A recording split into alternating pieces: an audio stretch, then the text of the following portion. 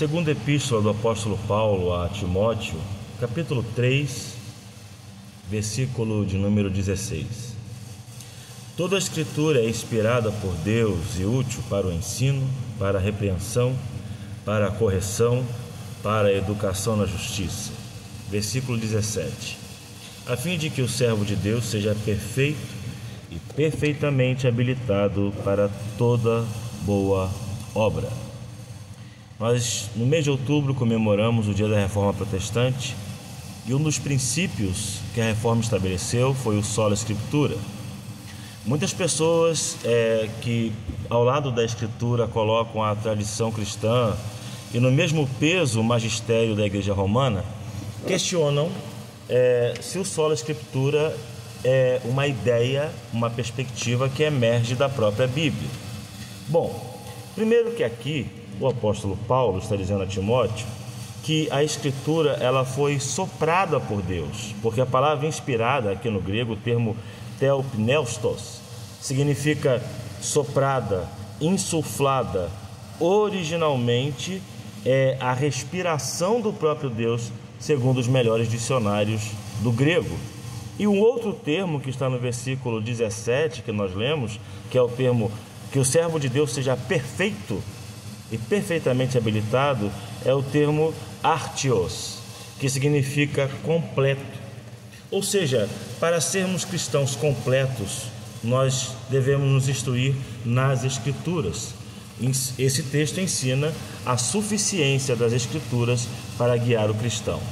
Não somente isso, nós podemos ir para João 17:17, quando o Senhor Jesus, na sua oração dominical, ora pelos seus discípulos, dizendo para que o Senhor Deus os santificasse na verdade, pois a palavra de Deus é a verdade. João 17, versículo 17.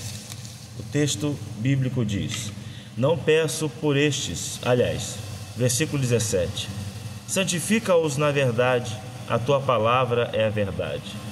A palavra verdade aqui é o termo grego aletheia, que significa a verdade plena, completa, absoluta, definitiva. Ou seja, a verdade da palavra de Deus ela é completa, definitiva, sem a necessidade de acréscimos humanos. Um outro texto que podemos correlacionar com esse texto é o texto que está em Atos capítulo 17, versículo de número 11. Atos 17, 11.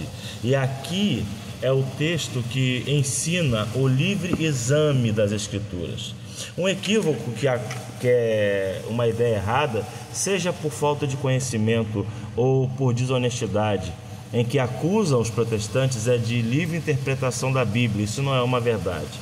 Embora hajam religiosos que, independentemente da fé reformada, que são independentes do movimento histórico protestante, interpretem a Bíblia à sua maneira, o movimento reformado sempre ensinou o livre exame. O que é o livre exame?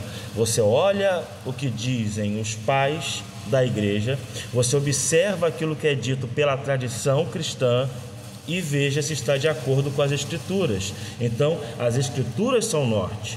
E qual é a base disso? Vejamos o que diz Atos 17, versículo 11. Ora, estes de Bereia eram mais nobres do que os de Tessalônica, pois receberam a palavra com toda a avidez, examinando as Escrituras todos os dias para ver se as coisas eram de fato assim. Então Paulo e Silas pregam em Bereia e os bereanos falam o seguinte: bom, nós vamos então procurar nas Sagradas Escrituras a base para o seu ensino. Ou seja, não bastava a alegada apostolicidade. Embora Paulo fosse de fato um verdadeiro apóstolo e representante de Cristo, não bastava isso. A sua pregação tinha que estar de acordo com as Escrituras. O termo aqui para examinando as Escrituras todos os dias é o termo anakrinontes, no grego, que significa examinar criticamente. É um termo que pode ser correlacionado com as palavras do Senhor Jesus